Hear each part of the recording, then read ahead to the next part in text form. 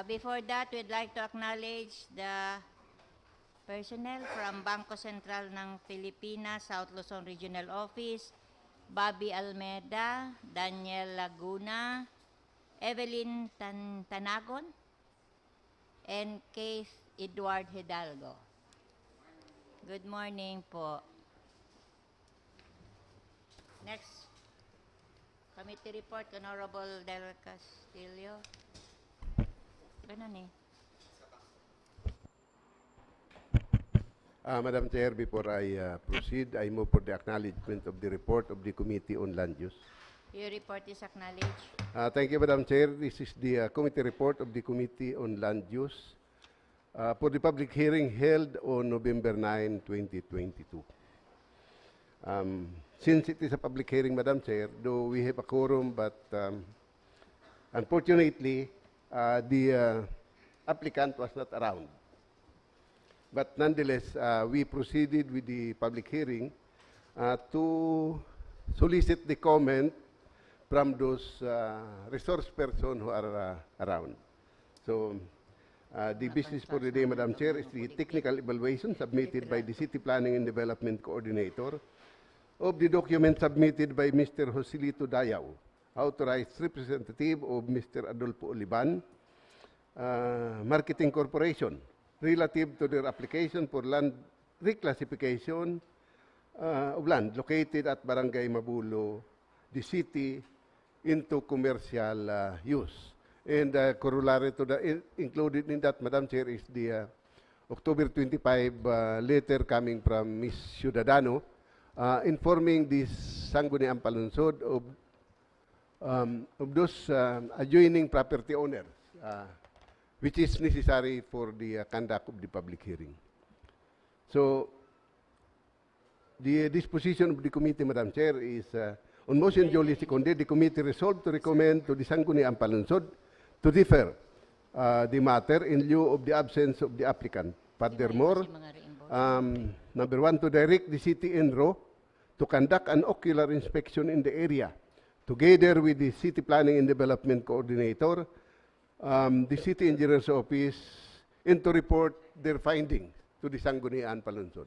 So with that, Madam Chair, I move that we direct the City Enro, the City Planning and Development Office, and the City Engineer's Office to conduct an inspection or ocular inspection in the area and to submit its report to the Sangguniang Panlungsod. Any second? So move, Madam Chair. Second. So the secretary is instructed to write the city engineer and the city The City Enro, the City Planning and Development Office, and the City Engineer, Madam Chair. And likewise, Madam Chair, to direct the City Engineer's Office to verify all permits granted to existing establishments in the area and to submit their report to the Sangguniang Panlungsod. So with that, Madam Chair, I move that we direct our secretary to send a communication to the city engineer to that effect. So the secretary is so instructed. That ends my report, Madam Chair. Thank you very much. Honorable Del Castillo. Next item.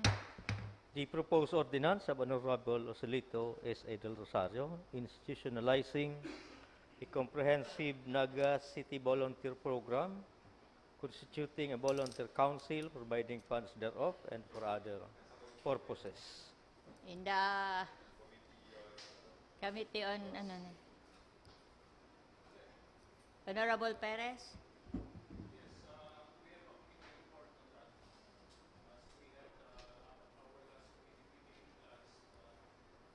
So this will be reported by the committee. Volunteers in Honorable Del Rosario. Sayang silapad kang sa iyo. So, deferred in the absence. It's pending with Elo. Next. Copy of Resolution Number 2022-14 of the Naga City Appraisal Committee, determining the fair market value of land owned by Luis San Juan in Barangay This is pending Balat. with the Committee on Land Use, Housing, Committee on Housing. The letter dated October 25, 2022 of Dr. Junius J. Ela Jr., City Veterinarian, submitting the revised draft of Naga City ASF Ordinance. What is this? Committee on Agriculture? Honorable Benafe? Yes, Madam Chair, the discussion on this matter is not yet finished. May I request that the committee continue with the deliberations on this proposed ordinance. So, refer to the Committee on Agriculture. Next item. The letter dated November 11, 2022 of the Honorable City Mayor requesting for ratification of the deed of absolute sale dated November 11, 2022 between Ms. Rosita Rotza and the City Government involving a parcel of land which will serve as an access road to and from the Balatas development area.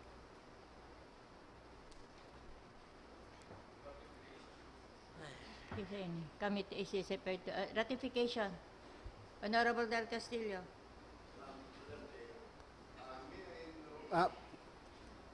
Is this matter a subject of a case filed before the court for eminent domain?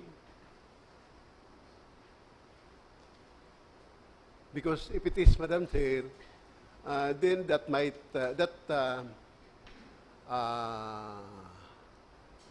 deed of absolute sale might be the product of a compromise settlement before the court. So may we know whether it is the subject matter of a court proceeding? We have passed already, di ba? Nag-igwa na kaya? agreement, sir? Igwa na? Compromise agreement. So, yeah. Compromise agreement. It's a compromise agreement between... Okay.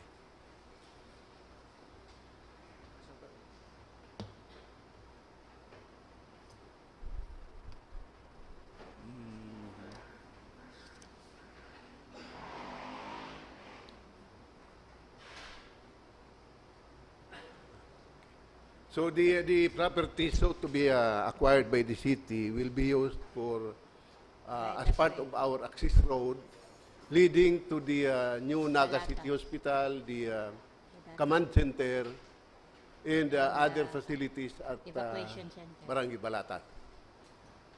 And it is in accordance with the authority previously granted by the Sangguniang Panlungsod.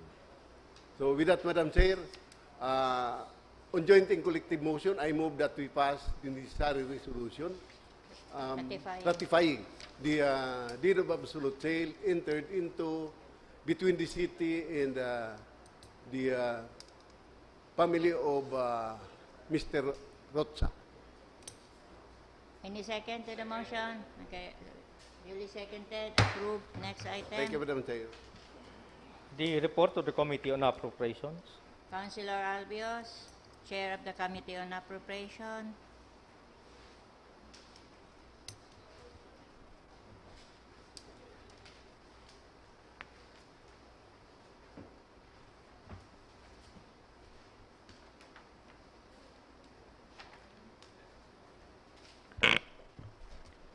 Good morning, Madam Chair. May I request acknowledgement of the report of the Committee on Appropriations?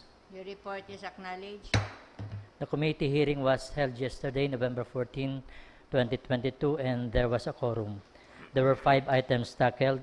The first item is the first endorsement dated November 2, 2022 of the City Budget Officer forwarding the 2023 annual budget of Barangay Balatas, Naga City, for calendar year from January 1 to December 31, 2023, as embodied under Barangay Appropriation Ordinance number 2022-001, involving the amount of 13,132,526 pesos. May I proceed to the disposition, Madam Chair? You may proceed. On motion of Honorable Joselito S.A. Del Rosario, duly seconded by Honorable Gil Rosales, Honorable Melvin Ramon Benafe, and Mr. Elmer Santo Domingo, the committee resolved to recommend to the Sangguniang Panlungsod the approval of the 2023 annual budget of Barangay Balatas, Naga City for calendar year January 1 to December 31, 2023, as embodied under Barangay Appropriation Ordinance number 2022-001, involving the amount of 13,132,526 pesos, subject to the submission of the Barangay Resolution approving the annual investment plan of Barangay Balatas. For the information of the body, Madam Chair, Barangay Balatas was able to comply with the requirements of submitting the Barangay Resolution approving the annual investment plan dated September 30, 2022. So move, Madam Chair. Any second? Also, Madam Chair, may I move that Honorable Del Castillo? Their Barangay Balatas, the first barangay to submit their 2023 annual budget. Yes, Madam Chair, I inquired with Ma'am Malo Del Castillo. Barangay Balatas was the first to submit the report budget sa City Budget Office, and it was deliberated yesterday along with the budget of Barangay Kararayan. So the two barangays are the first barangay to submit their 2023 annual budget. So with that, Madam Chair, with the indulgence of the Chair of the Committee on Appropriations, we might as well commend those two barangays for early submission of their 2023 annual budget. Yes, Madam Chair, it is the intention of the Chairman of the Committee on Appropriations to move on joint and collective motion for a passage of a resolution commending Barangay Balatas as one of the two barangays who submitted their annual budget and approved by the Sangguniang Panlungsod. So move, Madam Chair. Any second? Okay, approved. The second item is the first endorsement dated November 2, 2022 of the City Budget Officer forwarding the 2023 annual budget of Barangay Kararayan, Naga City for calendar year from January 1 to December 31, 2023 as embodied under Barangay Appropriation Ordinance number 2022-001 involving the amount of 20,789,804 pesos. May I proceed to the disposition, Madam Chair? You may proceed. On motion of Honorable Joselito S.A. Del Rosario, duly seconded by Honorable Gil Rosales, Honorable Melvin Ramon Venafe, and Mr. Elmer T. Santo Domingo, the committee resolved to recommend to the Sangguniang Panlungsod the approval of the 2023 annual budget of Barangay Kararayan, Naga City for calendar year January 1 to December 31, 2023 as embodied under Barangay Appropriation Ordinance number 2022-001 involving the amount of 20,789,000 pesos and 804 pesos. So move, Madam Chair. Any second? Okay, approved. Second disposition, Madam Chair, on motion of Honorable Gil Rosales, duly seconded by Honorable Joselito S.A. Del Rosario and Honorable Melvin Ramon G. Venafe, the committee resolved to recommend to the Sangguniang Panlungsod for the passage of a resolution congratulating and commending the Barangay Council of Kararayan, DCT, through punong Barangay Rodrigo Agravante Jr. for being one of the two barangays to have their annual budget for 2023 approved. So move, Madam Chair. Any second? Okay. Third item is the first endorsement dated November 2, 2022 of the City Budget Officer forwarding the 2023 annual budget of Sangguniang Kabataan o Barangay Kararayan, Naga City for calendar year January 1 to December 31, 2023 as embodied under Barangay Appropriation Ordinance number 2022-001 involving the amount of 2,078,980 pesos and 40 centavos. May I proceed to the disposition, Madam Chair? You may proceed.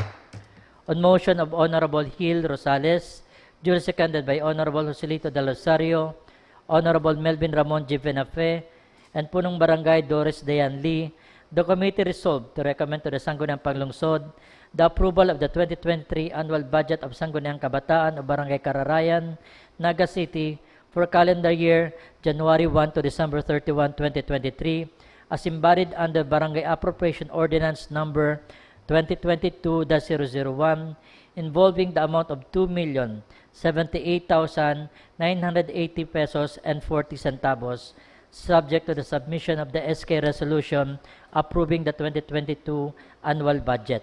For the information of the body, Madam Chair, the Sangguniang Kabataan of Kararayan complied with the submission of the said resolution. So move, Madam Chair. Any second? And the second disposition, Madam Chair, on joint and collective motion, the committee resolved to recommend to the Sangguniang Panlungsod the passage of a resolution congratulating and commending the Sangguniang Kabataan of Barangay Kararayan, this city, through Sangguniang Kabataan Chairperson Rona Isabel del Castillo Baisa for being the first Sangguniang Kabataan to submit its 2023 annual budget and approved by the Sangguniang Panlungsod. So move, Madam Chair. Any second? Approve. Fourth item is a letter dated November 7, 2022, with honor the City Mayor requesting for the termination of high-yield savings account, special savings deposit at Land Bank of the Philippines, Development Bank of the Philippines, and the Philippine Veterans Bank. May I proceed to the disposition, Madam Chair? You may proceed. The first disposition is on motion of Honorable Gil Rosales, duly seconded by Honorable Hilda Gil R. Abonal Gomez, Honorable Melvin Ramon Venafe, Punong Barangay Doris Dayan Lee, and Mr. Elmer Santo Domingo. The committee resolved to recommend to the Sangguniang Panlungsod the passage of a resolution authorizing His Honor, the City Mayor, to terminate the high-yield savings account, special savings deposit, premium savings deposit at Land Bank of the Philippines, Development Bank of the Philippines, and the Philippine Veterans Bank, respectively. So move, Madam Chair. Second, Honorable Del Castillo. Madam Chair. So how much is the total amount of this high-yield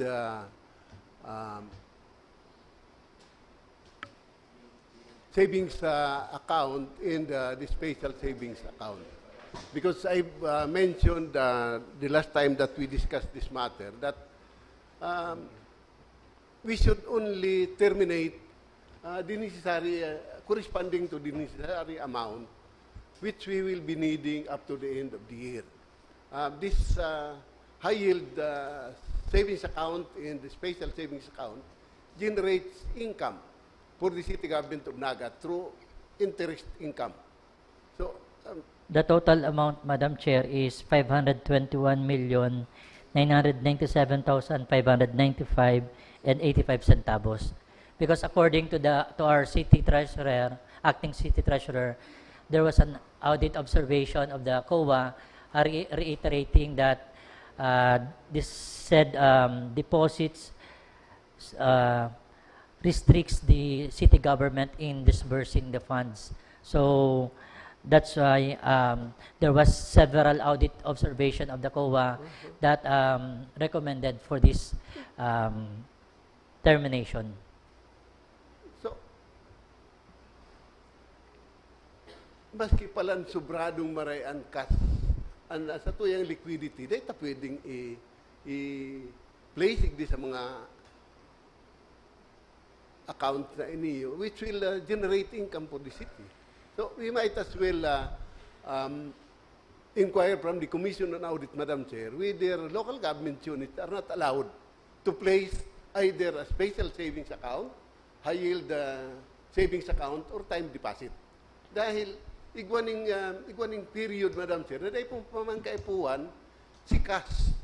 Sa igwa kaning cash kahamong 1 billion pesos. 500 million of that will be used for the next 6 months. The remaining 500 million pesos will be used for the, say, third quarter of the year. So pwede ka mag-avail for 2 quarters for your excess fund, excess cash to be placed on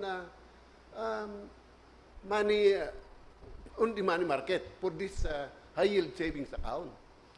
So with that, Madam Chair, I move that we inquire from the Commission on Audit whether local government units are already prohibited to place the excess cash on this high-yielding securities. Any second to the motion? Honorable Del Rosario seconded the motion of the Honorable Del Castillo. Thank you, Madam Chair. So with that, Thank you, Honorable Madam Chair, Castillo. so we defer consideration on this matter.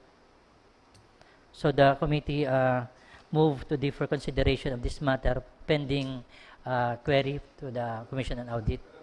Honorable Del Castillo. Prejudice to the approval of this. Because Baka if pwedeng i-approve na muna. we remember that we will be needing substantial amount of cash during this period, the last 45 days of the year. We will be giving the year-end benefit to our employees and other expenditures necessary for our operation.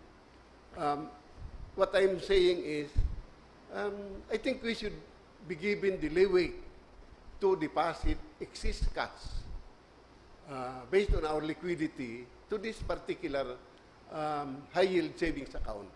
So with that, Madam Chair, the committee stand with the recommendation for a passage of a resolution authorizing His Honor the City Mayor to terminate the high-yield savings account, special savings deposit, premium savings deposit at Land Bank of the Philippines, Development Bank of the Philippines, and the Philippine Veterans Bank, respectively. So move, Madam Chair. Any second? The second disposition, Madam Chair. Before the approval, the Honorable Del Rosario is recognized. I left early yesterday during the committee hearing, Madam Chair. May I just ask if somebody inquired this from our resource persons, kung who authorizes yung pag-place ka mga high-yield savings sa mga bangko, whether it's Land Bank or DBP? Is it the Sangguniang Panlungsod who tasks the local treasury or the Office of the Mayor? Or may ibang participation dyan ang Sanggunian per se? According to our acting city treasurer, this amount were deposited as early as 20 years back during the time of former City Mayor Jess Robredo. So meaning, did we authorize the placement? May I ask our CPA lawyer here, Madam Chair, if he recalls Sanggunian previous na may mga resolutions or issuances to this effect, Madam Chair. Kung may recollection po siya, si Attorney Del Castillo. Attorney Del Castillo. The Sangguniang Panlungsod authorizes the placement of this deposit to a special savings account. Previously, we granted authority to the mayor to place excess cash to this high-yield savings account and special savings account because the yield of this, Madam Chair, is higher than the ordinary time deposit and ordinary savings account. So probably, there is an authority from this. so probably because of that authority, the Office of the Mayor is asking us to terminate. Yes. At least malinaw na yan sa tuya. So, bud sabihon, we determine, it's the prerogative of the plenary to determine whether we will place or not into high-yielding accounts or excess funds for this purpose. Okay. So, at least that adds to our education, Madam Chair. Thank you. Thank you, Honorable Del Rosario. So, on motion, duly seconded. Approved.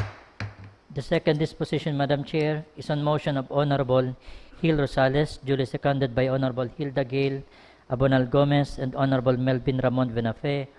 The committee resolved to recommend to the Sangguniang Panlungsod the passage of a resolution authorizing His Honor the City Mayor to transfer the proceeds of the terminated high-yield savings account and premium savings deposit in the Land Bank of the Philippines and Philippine Veterans Bank amounting to 143,268,882 and 8 centavos and 2,648,251 and 60 centavos respectively to the current account of the Naga City Government under Land Bank of the Philippines with account number 3762-1004-51 and the proceeds of the terminated special savings deposit in the Development Bank of the Philippines amounting to 306,282,738.18 centavos and 69,648,251 797,723.99 centavos to the current account of the Naga City Government under the Development Bank of the Philippines with account numbers 00381-630-0 and 00458-630-5 respectively. So move, Madam Chair. Any second? Okay. Item number 5, letter dated November 4, 2022 of Mr. Elmer S. Baldemoro, City Administrator, submitting the attached project proposal on the 2021 July Nutrition Month celebration. May I proceed to the disposition, Madam Chair? You may proceed. On motion of Honorable Gil Rosales, duly seconded by Honorable Melvin Ramon Venafe, Honorable Hilda Gail Abonal Gomez, Mr. Elmer T. Santo Domingo, and Punong Barangay Doris Dayan Lee, the committee resolved to recommend to the Sangguniang Panlungsod the passage of an ordinance reverting the amount of 100,000 pesos from the other MOOE of the Children's Affairs Office to unappropriated balance and appropriating the same for the payment of the unpaid obligations to DepEd Naga during the celebration of the Nutrition Month in July 2021. So move, Madam Chair. Any second? Last item, Madam Chair, is a letter dated October 11, 2022 of Mr. Elmer T. Santo Domingo, Jr., NCPC's chairperson, providing a copy of the executive summary of the public presentation of the annual plan and budget for 2023. May I proceed to the disposition, Madam You may Chair? proceed. The committee resolved to take note of the executive summary submitted by the Naga City People's Council on the budget presentation and requested the NCPC to provide a copy of the report to all members of the committee as reference material during the budget hearings. So move, Madam Chair. Any second? Next That ends my report, Madam Chair. Thank you. Thank you, Honorable Albios. Next item. The letter dated November 14, 2022 of Mr. Ruel Oliver, Executive Director, requesting for ratification of the agreement between the city and the NEDA. Honorable Perez, Investment Board.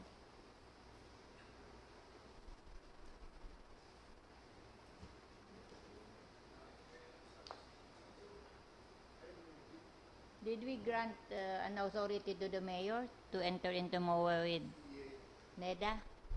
Resolution number So we have 2022-845. ratification. Madam Chair. Madam Chair, I have no prior information about the matter.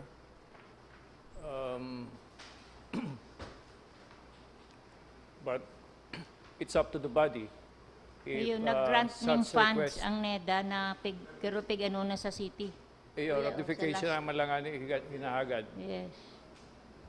But honestly, I have no prior information. That's why I'm toss. I guess I have to toss it to the body to provide action based on the merits as to the request. Okay, of thank you, ratification. Honorable Perez. But the Honorable Del Castillo is raising his hand. Okay, may ano ka? May arang kakainin?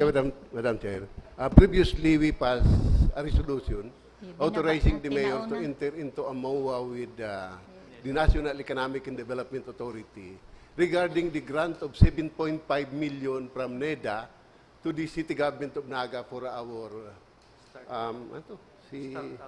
startup project.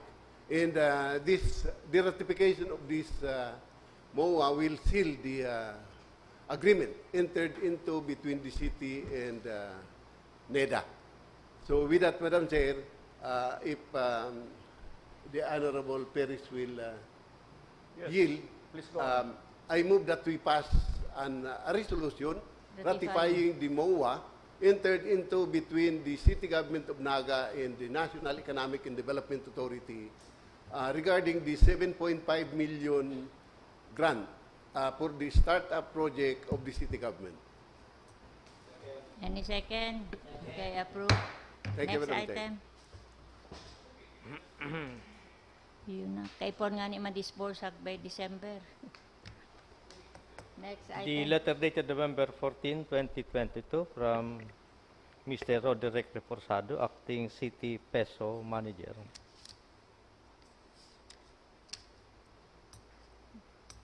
Can we refer Regarding this the to the proponent? Volunteerism Ordinance. Okay. Next item, referred to the proponent. The report of the Committee on Investment, Trade, Industry, and Economic Enterprises. Chair of the Honorable- Committee on Investment, Honorable Perez. Honorable Perez.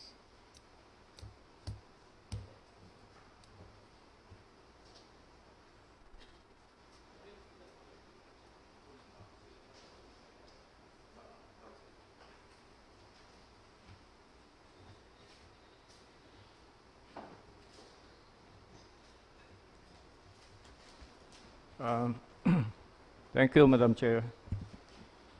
May I request acknowledgement of the report of the Committee on Investment, Trade, Industry, and Economic Enterprises. Your report is acknowledged. The hearing was held last November 8, 2022, and there was a quorum. And there was only one item taken up during that meeting, which is about the proposed ordinance of Councilor Lito del Rosario enjoining all business establishments and local transportation in Naga City to adopt QRPH digital payments in line with the Paleng QRPH program. During the hearing, we had very extensive deliberation of the matter, and we were fortunate to have competent resource persons to discuss the salient points of the proposition. Those invited persons who also acted as our resource persons include representatives from the Central Bank of the Philippines. In fact, yaonig di si Mr. Almeda of the South Luzon Regional Office of the Bangko Sentral ng Pilipinas, as he is as eager as the committee to see that this ordinance be finally approved.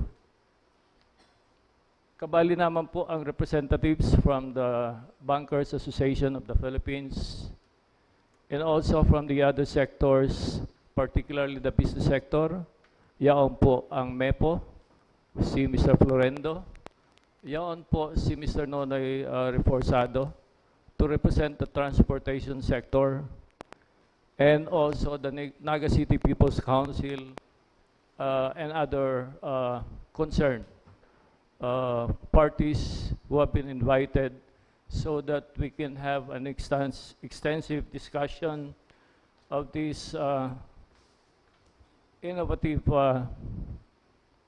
piece of proposed legislation. All the inputs have been noted and have been taken with closer scrutiny during the committee hearing, and the proponent has in fact agreed to incorporate those suggestions and those other items that needed to be clarified or to be specified or to be technically explained. Kaya po, at this point, igwa na pong kopya kang revised copy si proponent, si Councilor Del Rosario, in the hope that it would serve as our final copy for presentation to this to the plenary for eventual approval. So may I go directly, Madam Chair, to the disposition of this matter. Anyway, because we are submitting this for consideration by the plenary, the body, and I'm yielding, in fact, to the proponent to answer questions should you have other areas to be clarified. But then I would already go to the disposition of the matter pending further questions to be entertained by the proponent.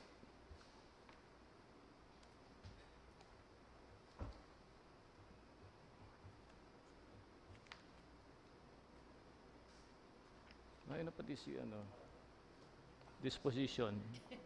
Pero ano, May bugong kaya eh. Disposition.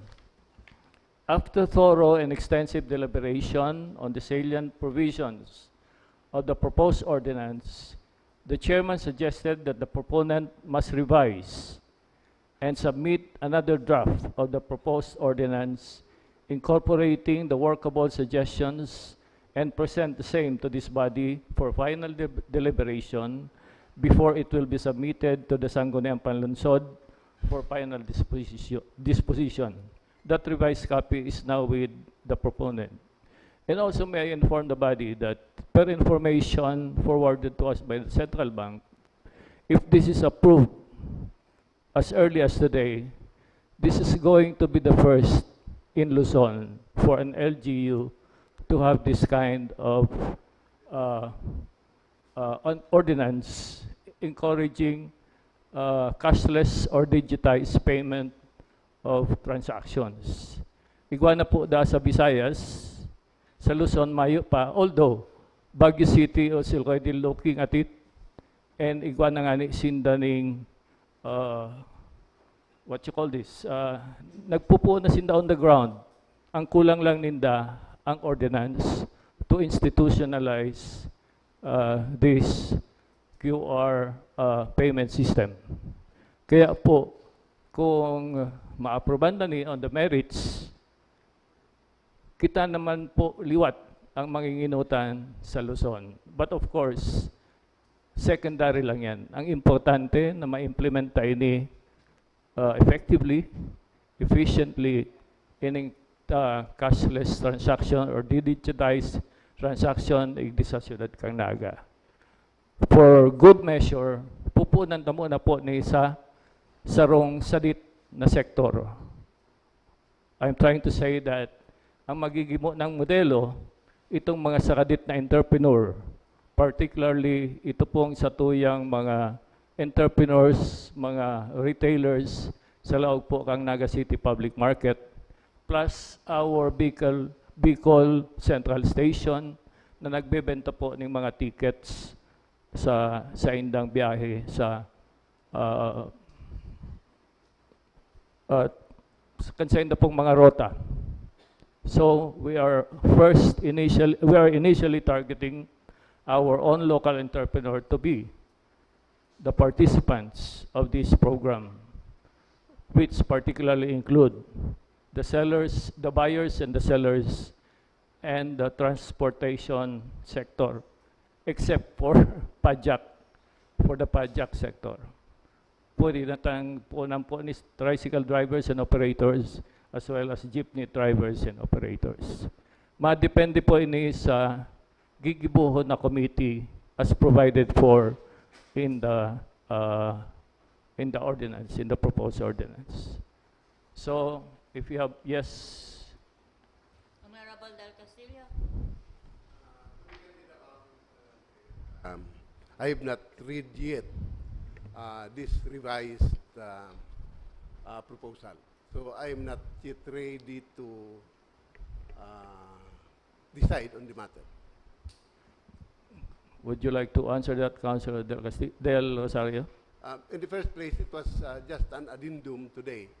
So we have no Correct. time to go over the proposal. So if the proponent will agree, I for one request that we be given time to read the revised ordinance before we finally dispose of the matter. I think that's fair enough, considering na mahibog pati. But the proponent would like to answer that. Honorable Del Rosario. Thank you, Madam Chair. This is the purpose of the second reading. we are introducing this proposed ordinance, Madam Chair, on second reading. So, if the Chair would permit this representation to explain the length of the ordinance, may I be allowed, Madam Chair? The chair?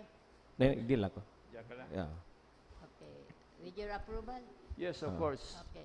You can Mas go mas ahead. mas gwapo ka diyan pa di, kaya hindi na lang ako. Sige lang, paunaranta ka. Madam Chair, the title of the ordinance is enjoining all business establishments and local transport groups in Naga City to adopt QRPH digital payments in line with the Paling QRPH program. We have this joint memorandum circular from the Bangko Sentral ng Pilipinas and the DILG signed last June 22, 2022, enjoining all LGUs throughout the country to adopt this standard QRPH code being introduced by the Central Bank. Way back 2019, they established a framework for the QR program to be implemented in the entire country because of the COVID-19. So, yung cashless transactions. So, medyo mahaba ang discussion dyan. By the way, Madam Chair, we have the senior research specialist of the Southern Luzon of the Bangko Sentral, Mr. Bobby Almeida, to help us in our discussion today. If the other members would like to field questions regarding the technical aspect, then Mr. Almeida will assist us. Tin pakibaba sa sa section 3. Of course, we have the definition of terms, Madam Chair. Section 3. As Councilor Perez, as Chairman of the Committee on Trade and Industry, manifested, Madam Chair, ang first group of target clientele natin ay yung mga public market vendors. Pangalawa, yung mga public transportation, yung mga sa tricycles, etc., etc. Then, stores and business establishments, including but not limited to sari-sari stores, ambulant vendors, and mga hawkers. If they're willing to participate in the program, then they can access the QR code. In Section 4, Madam Chair, discusses yung QRPH-enabled payments. So, all public market vendors, sari-sari store owners, trimobile and padjak operators and driver stations, and other local merchants in Naga City are hereby earnestly required to make QRPH payments available for their customers in line with the Paling QRPH program. So, yung public transportation, public market, and business establishments, at their own discretion, may select as their alternative mode of payment from any QRPH-ready financial service providers, or FSP, participating in this program within Naga City. May annex po ni Madam Chair, itong mga financial service providers na willing na ma-access kan si mga ma-participate. Nothing in this ordinance shall prohibit payment in cash when otherwise chosen by the patrons, consumers, buyers, passengers, or clients. So meaning kung they still opt to pay in cash, they can still pay in cash. Yung Section 5, Madam Chair, discusses yung roles and responsibilities. Saro-saroon ta para makaigwaning wide na understanding. Nakaigwa lang kaya, Madam Chair, miscommunication ang Secretariat. Supposed to be, this was given last Friday. Yung sa yung sa deadline. But yung medyo na late lang yung ready na ini, Madam Chair, kang pa eh. So, the LGU, we will authorize the City Mayor to enter into a MOA on behalf of the City Government with the chosen qualified FSPs for the program implementation. Number 2, it's the responsibility of the LGU to coordinate with the key local stakeholders such as vendor associations, TODA, and the market superintendents, and other stakeholders public market to ensure effective implementation of the program. We shall also invite financial service providers to participate in the program. Number 4, we assist the target participants, yung mga vendors tricycle operators, in the opening of accounts. This will be discussed by Mr. Almeida later on. We will organize, in partnership with the Central Bank, yung account opening day in coordination with the participating FSPs to ensure ease and convenience of account opening by covered users. Number 6, facilitate provision of the free Wi-Fi connectivity in public and community markets and TODA terminals. Yesterday, Madam Chair, yung Committee on Information Technology, we had an extensive discussion on the proposal for the community Wi-Fi program of Naga, which was also introduced by this presentation together with the legal president, the Honorable Corazon Piña-Flor. So, ongoing po ang discussion kani, pigsasabayan taning possible programs na mai-attach naman sa ano. And also, we can tap yung Department of Information and Communications Technology in line with their program such as free Wi-Fi for all. So, ang DICT, Madam Chair, igwa maning program for free Wi-Fi. So, we are readying our infrastructure and mag-touch base man kita duman sa mga agencies na igwan ni maaro kaning similar na mga activities. Of course, during the opening of accounts and including yung iba pang mga aldaw, mga simana, the LGU may provide banners, standees, and other markers in public markets, removing in product terminals, using the template provided by the central bank. Number 9, yun ang task ng CEPPIO to develop information, education, communication campaign to promote and sustain the objective of this paling QRPH program. Number 10, we disseminate through the appropriate channels in line with need duman sa information campaign, financial inclusion and financial literacy materials developed by the BSP and other stakeholders. Number 11, which is important for the continuity and success of this program, the city mayor should assign a competent contact person or office for efficient and timely coordination ng program implementation. So, ini man po ang trabaho kan mga financial service providers, dahil ko na saroon, then, tin sa baba. We are proposing, Madam Chair, yung incentive clause, Section 6, may I invite your attention to this section. This is very important. All business owners and tricycle operators who shall provide QRPH as alternative mode of payment shall be granted the following incentives.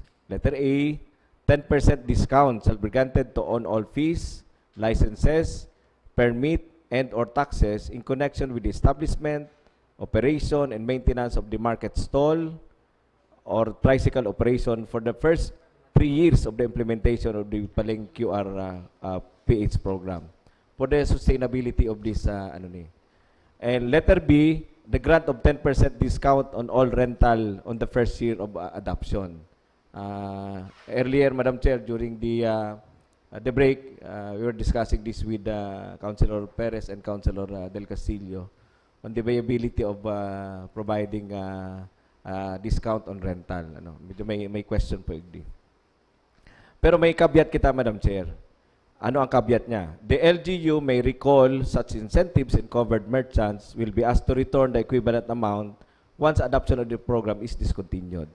So, ini-encourage sa sinda, igwa kitang incentive sa inda, pag nag-discontinue sinda, then naman sinda nag-pupurso kan programa kang national government through the LGU, we will also discontinue the grant of incentives sa inda.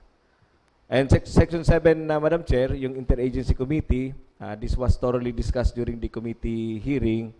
The proposal is that we establish in that ordinance an Interagency Committee composed of City Mayor as Chair of the SP Committee on Trade and Commerce, the members, yung Department Head ng IPO, Metro Peso, Superintendent, City Treasurer, Culture and Arts, City Events, and Head of the Bicol Central Station.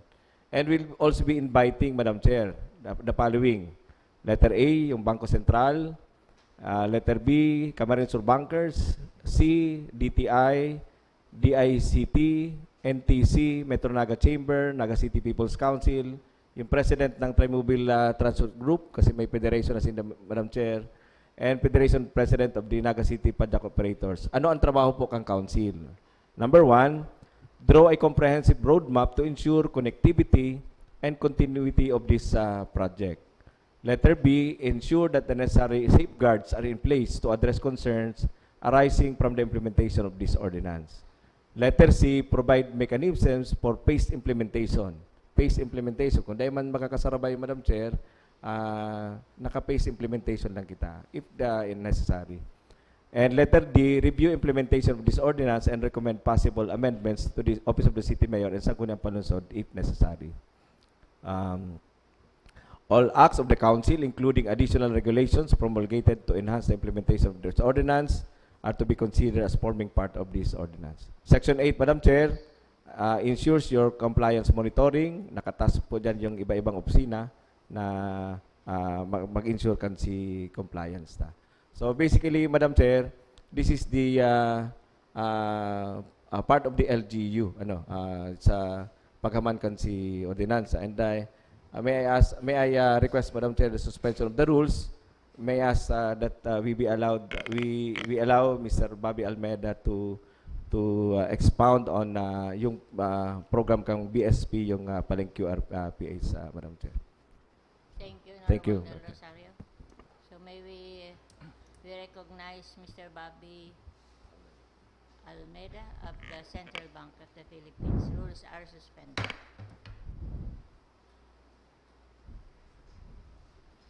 To the Madam Chair and to the honorable member of the Sangguniang Panlungsod, good morning. So in behalf of BSP South Luzon Regional Office, I would like to show our gratitude for accommodating us this morning. So basically po the Paling QRPH is a program, as mentioned by Councilor Lito, developed by the Bangko Sentral ng Pilipinas together with the Department of the Interior Local Government, which aims to promote digital financial inclusion by using QR technology. For us, with the Bangko Sentral, we developed the QRPH to unify the fragmented QR code system in the Philippines.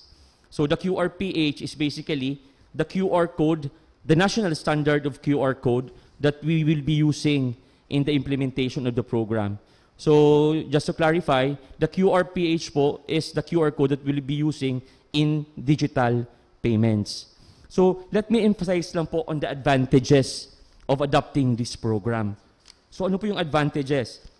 For this, it will be a support for small merchants and vendors to productively engage in the digital economy, because the BSP believe that QRPH is very convenient.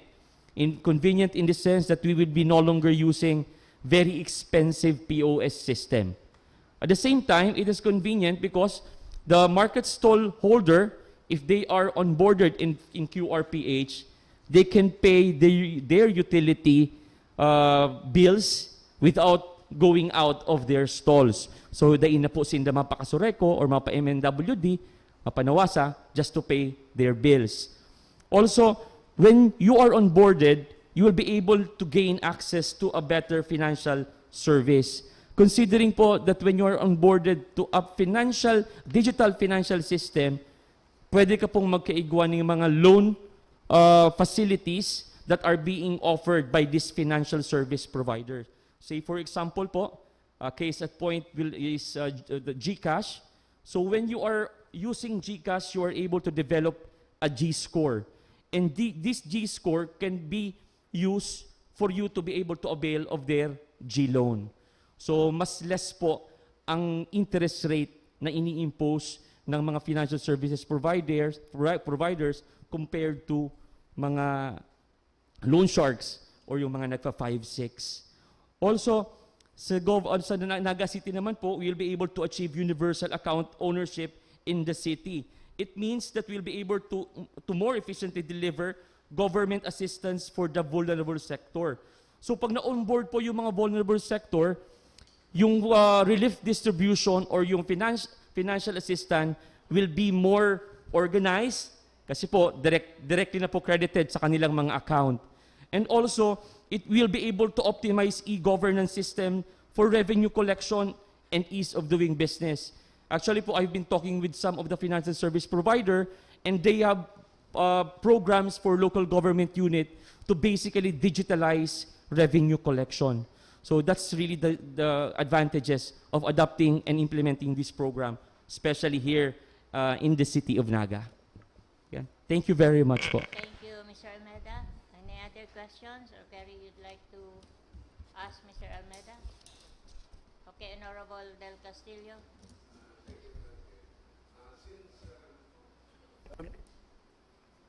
This will be a cashless transaction. Most probably, it will be dapat si itong tao may deposit sa bangko. My account. Or because if there is none, how could you pay the cost? So dapat ang first requirement dapat iguaning bank account or deposit account Or QR account. Yeah. First deposit account. Yes, of course. Then to translate mo duman sa QR. Because kung mayo ka man, how could you transact? So the first element, maybe I'm not sure, is the person transacting should have an account with a bank, any bank for that matter. If I may answer po. So, Yes. in opening a transaction account po, so particularly with these e-wallets, they don't require any funds in the opening. So basically po yung opening po or onboarding on the account opening day, as mentioned by Councilor Lito, they will not be requiring any money on that particular account. What they will be doing is only registering them to their facility, to their platform, and for them to be able to start transacting or using the QR code. So wala po sa surf fee and wala pong maintaining fee on that account. Yeah, because I'm thinking, I'm comparing this with either GCash or Maya. Pay Maya. Yeah. You should have a balance on your account. Whether it is a GCash or PMaya, you should have a balance so that you can transact. Because if you have no balance, you cannot.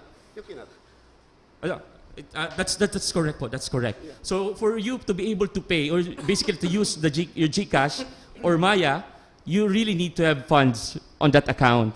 Pero for purpose of opening or being onboarded, they don't really require a fee. So it's basically free. If you want to join or to be able to have an account with Pay Maya or GCash, you don't need to pay anything po. Pero once you will be using their facility, their platform, you need to have a funding po. Yes.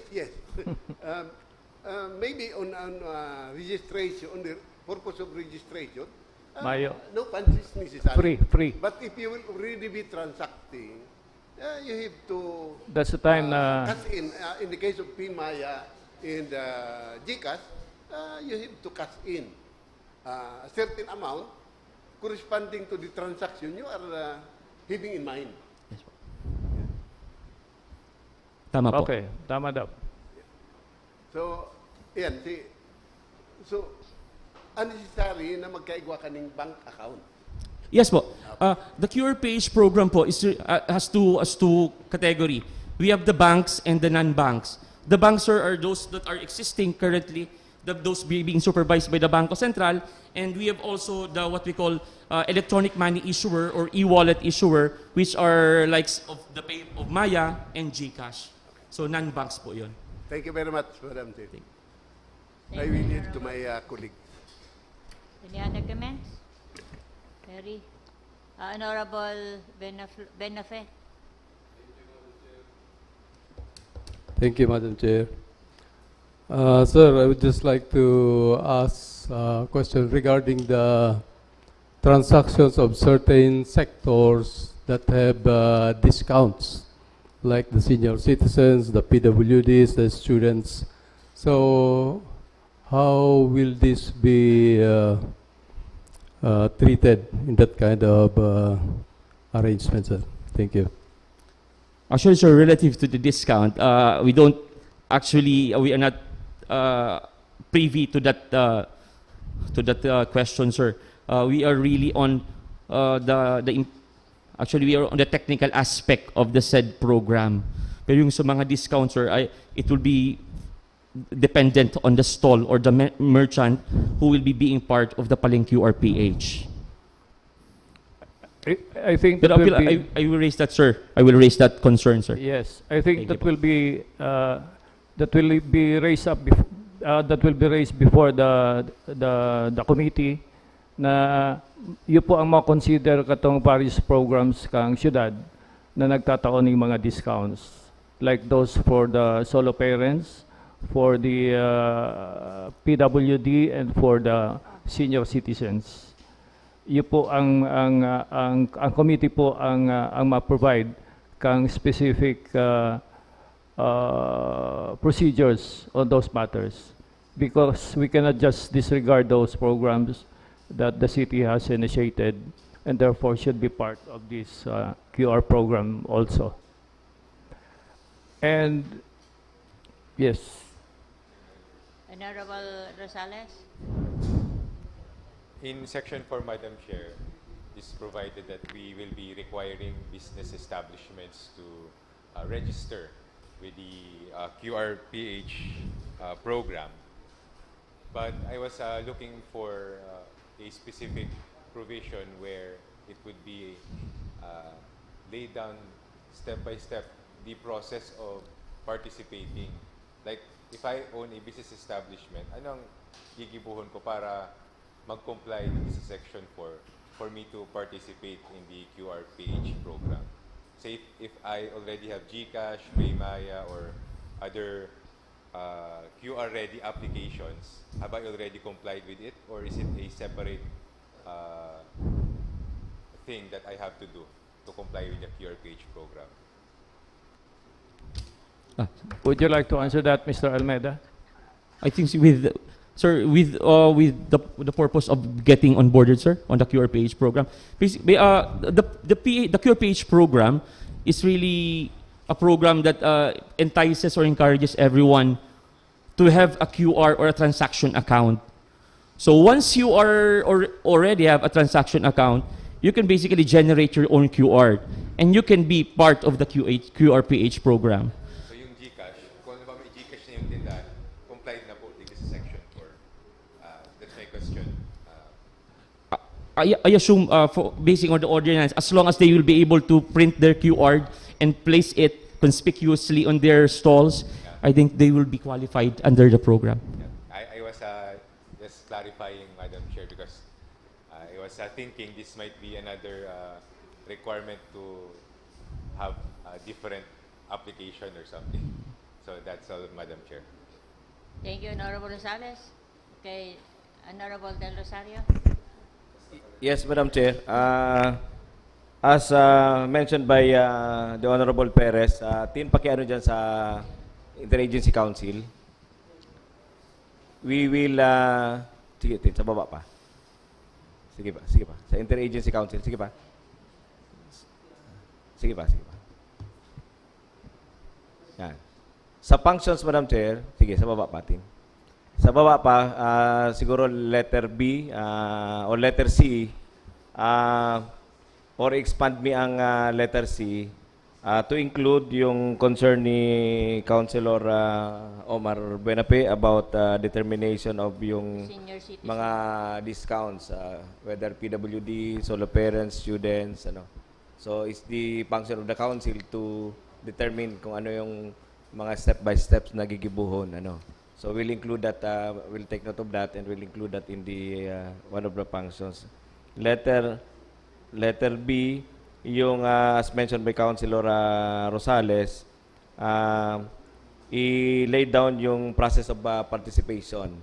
So mag-inject si CEPPIO kung ano ang step na gigibuhon kan si mga stallholders, si CEPPIO, then si mga TODA, tangari makapag-participate sinda. So we'll add that, Madam Chair, para pag-urulayan tulos kang council, once na na-approve na po ng ordinance na ni, pag-urulayan kang council, then makagibo na sila ng mga mechanisms to enhance the implementation of the same. We will take note of that, Madam Chair. Thank you. Anyway, part of the program would be an information and education program regarding this ordinance. That's why we have included CEPPIO na miyembro kang council because there would be need for an extensive education and information dissemination sa sa laog kang syudad regarding this program. Unfortunately, it's already 12:10, and maybe in consonance with the suggestion of Councilor Salvador del Castillo that our colleagues would be needing more time to examine, to review, to study the proposed ordinance. Maybe we can provide that request and set another meeting or interaction for clarification and other information, added information, because I realized that we really needed more time to have in discussing the matter. Okay. Honorable Del Rosario. We maximize our time, Madam Chair. Ano ko naman sa incentives? Sa incentives, Madam Chair. Siguro during our study of this proposed ordinance, I would like to request the other members of the committee to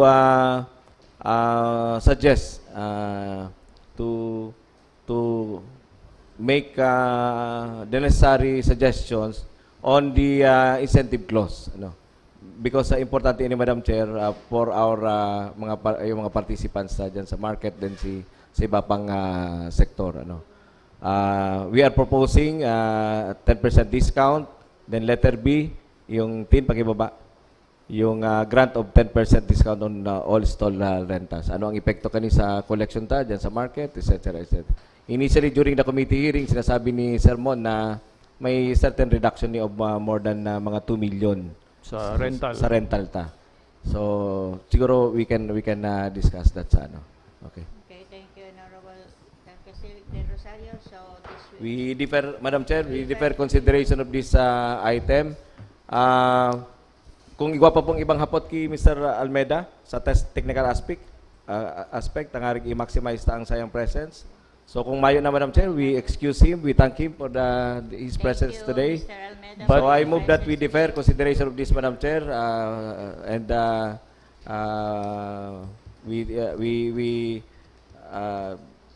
next session we discuss this. Thank you, Madam Chair. Okay. that ends your Thank you very much, Mr. Almeida, and we hope to see you again during pag nag-schedule po ng sunod na hearing. Dahil na siya, kayo po. Kita na bahala. Okay. Sige, you, sige Mr. lugod. Thank you very much.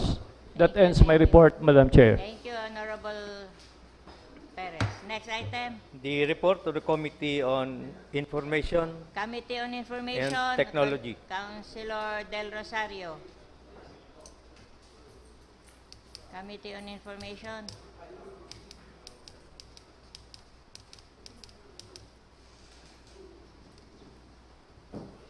Alas 12:15 na pala. May request acknowledgement of the Committee on hearing of the Committee on Information Technology. Your report is acknowledged. Again, this was subjected to an interesting discussion yesterday during the committee hearing of the Committee on Information Technology. The proposed ordinance of the Honorable Piñaflor and this representation, an ordinance institutionalizing the community Wi-Fi program of the City Government of Naga. Iyo po ni Madam Chair si inaugural meeting kang Committee on Information Technology. After 3 months at least igwa manggiraray na repair sa committee.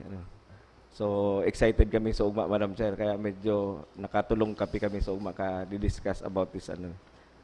So, Madam Chair, the committee resolved, as to the disposition, the committee resolved to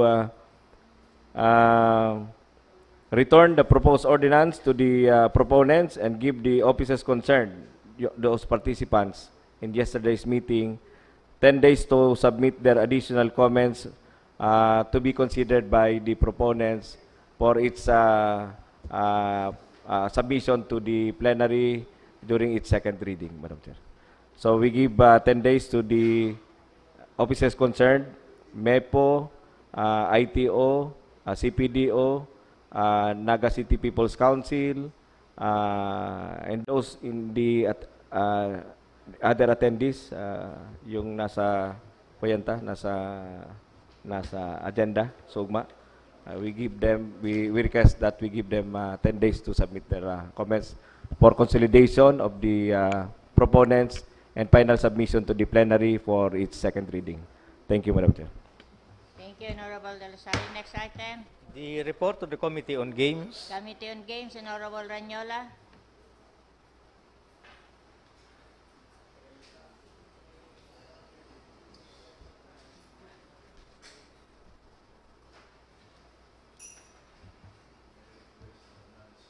Your report is acknowledged. This was committee hearing was conducted last November 8, 2020.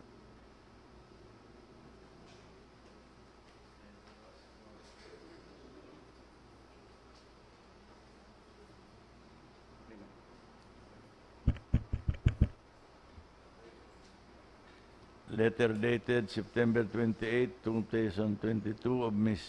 Edna Villarreal requesting for permission to cooperate, conduct amusement, entertainment, peryahan, activities in connection with the Christmas season.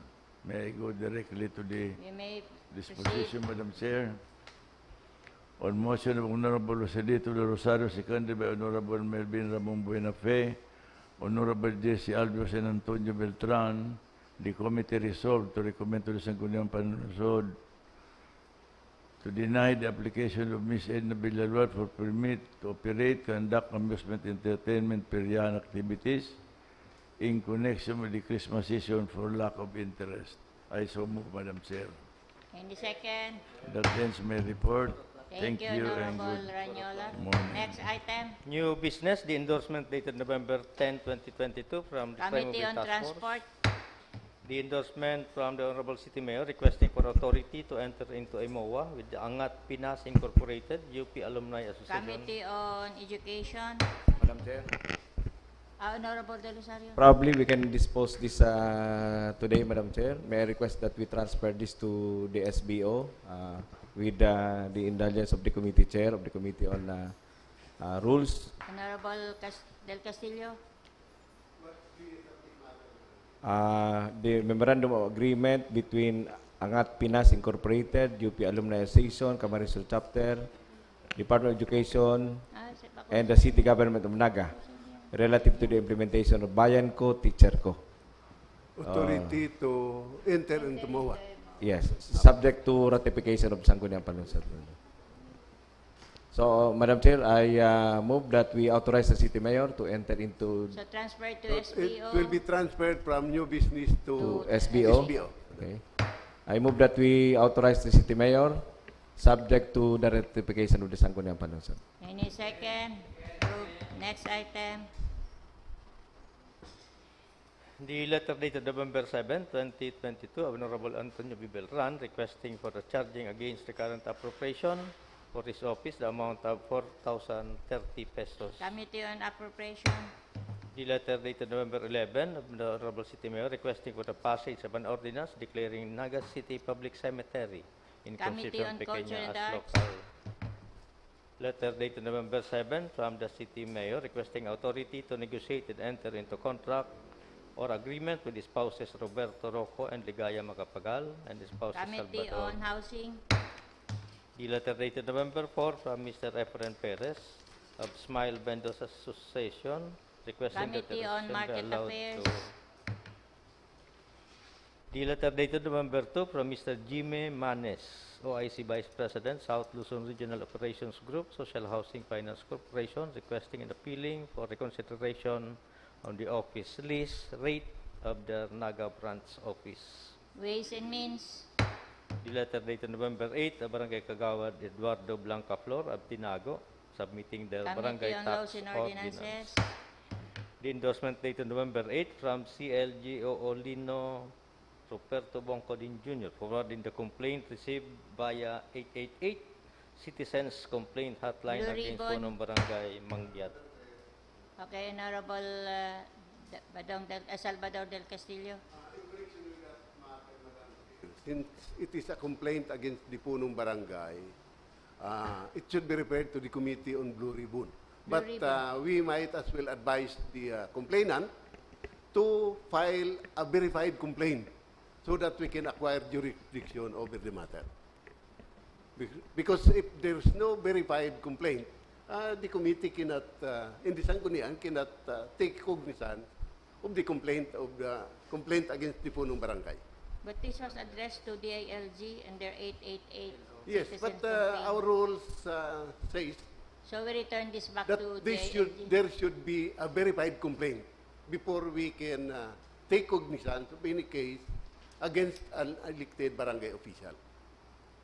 So we refer this to the DILG? No, we advise, Data Madam manarap Chair, kung sisay. no, we advise the complainant to file a verified Who is the complaint. complainant? Lorna Icarde. Yes. Okay. So we write We a letter. advise the we advise complainant to file a verified complaint. complaint. Next item. Copy of Resolution Number 2022-001 of Nueva Cáceres Heritage Movement requesting the City of Naga to save the only existing Committee on Spanish Culture na. colonial. Yes, Honorable Del Rosario. In connection with this item, Madam Chair, resolution of Nueva Cáceres Heritage Movement requesting the City Government of Naga to save the only existing Spanish colonial building located at Peña Francia Avenue, Naga City. Yesterday, Madam Chair, we had the High Committee hearing chaired by Committee on Culture and Arts, Chairman Councilor Joe Perez. I forgot to manifest this yesterday. I understand, Madam Chair, na 2 invitations were already sent to the Enrile family to come and air their side on the yung sa implementation ng a certain ordinance of Naga sa mga properties na may mga historical value, may historical significance in Naga City. So may mga audience, Madam Chair, na coming from yung mga historical movement, yung mga grupo na riyaon nag-attend kang committee hearing, advocacy groups. We are giving final notice to yung Enrile family. I think, Madam Chair, we should also give final notice doon sa mga advocacy groups. Yan ang nalingawan tayo. Kasi baka nag-hearing na kita, may disposition na kita, tapos igwa na naman mga bagong resolution coming from these advocacy groups. Dapat kung tinaanan taning final notice ang family, we should also give final notice naman sa mga advocacy groups. Then na kita mag-entertain. Then we dispose. Tangarig na kuyang kita. Otherwise, Madam Chair, kung na-dispose na, whether in favor of the Enrile family or not, panindugan ta si ordinance kang city, and yet igwa na naman mga bagong mga historical groups na maarabot na telling us to consider yung historical value, makikitang katapusan kayo, Madam Chair. Kaya ang gusto ko, nalingaw kung isabi ni Madam Chair Sugma sa committee hearing, kaya pigmamanifest ko. Tangarig fair and square kita sa kabus. Advocacy groups, the family na nakakasadirikan si property or any property for that matter. At tangarig na ang pagdesisyon kan Sangguniang Panlungsod, Madam Chair, saruan lang. So, ang ko, Madam Chair, is we inform the Secretariat and tell those inform yung mga interested na igwat kita ning certain karo cut off. Tangarig na sa pag-entertain kan si mga nila. Otherwise, Madam Chair, mayong katapusan ini. Baka the same people, sige lang ang pirma, gagamiton ng ibang pangaran, magsabi lang ng mga advocacy groups, etc., etc.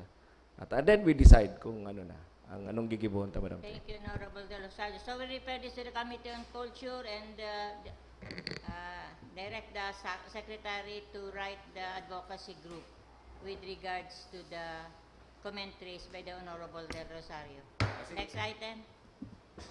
Copy of Resolution Number 11-11-145 of SK of Peña Francia asking the Honorable City Mayor through the Sangguniang to donate certain property in Zone 2.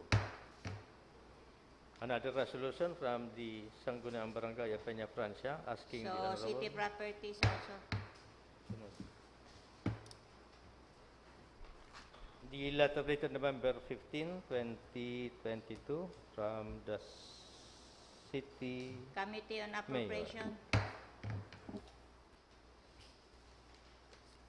The letter dated November 10, 2022 from Mr. Elmer S. Valdemoro, City Administrator, requesting for an Committee on ordinance. Appropriation. Ar- Grabing karwas yan. Grabing karwas, 35,000. Next item. The letter dated November 11, 2022, from Honorable City Mayor requesting for an ordinance authorizing the charging against current appropriation for MOOE of certain obligations on incurred last Appropriation. year. Yan ako, sir. The letter dated November 9, 2022, from Ms. Imelda Albero, President, Naga City People's Mall Seasonal Vendors Association. Committee on Market. Other matters. Other matters, ERC case number 2022-019MC in the matter of application for authority to develop, construct, own, and operate dedicated point-to-point limited facilities to connect the Calabanga Solar Power Plant project to the Luzon grid with prayer for provisional authority pre-trial brief. Noted. Post. Sa post, ipopost. Post it in the bulletin board of the itong PCL. The letter dated November 7, 2022 from the Philippine Councilors League, the 2022 PCL Year-End Assembly. As per advice of the President of the PCL, except noted. Next item, Nominal voting. Sa clerk. Here, I move to transfer all approved resolutions and ordinances to nominal voting. Any second? Approve. Next I move for item. its approval. Any second to the adjournment? Okay, session adjourned. 12:30.